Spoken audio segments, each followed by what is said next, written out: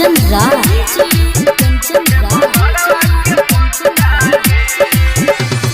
नीम चौक चौसीमा वैशाली।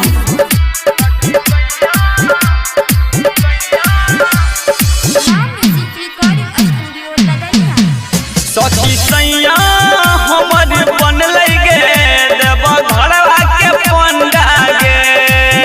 सखी सैया हमर बनल गे देव घरवा के पंडा गे।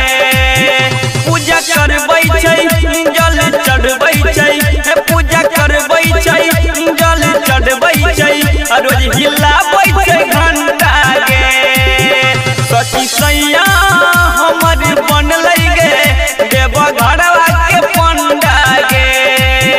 सखी सैया हमर बनल गे देव घरवा के पंडा गे।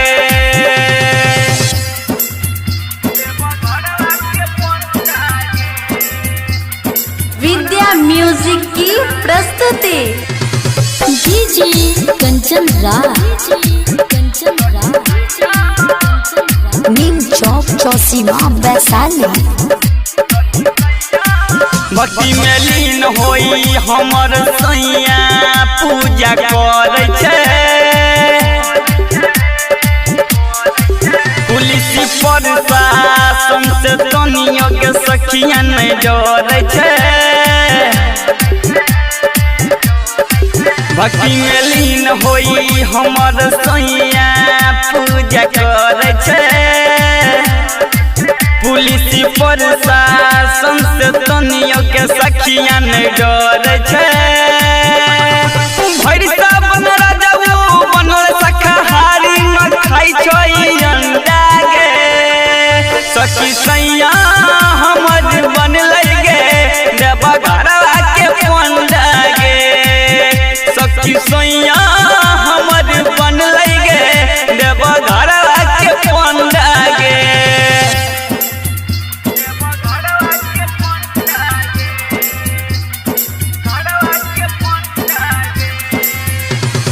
डीजे कंचन राज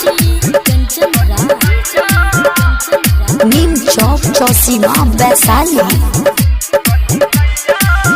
बाबा भोला के उठिए केला पिए छै गाजा गे।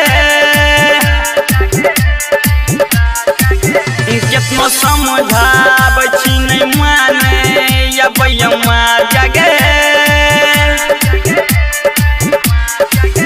बाबा भोला के छियै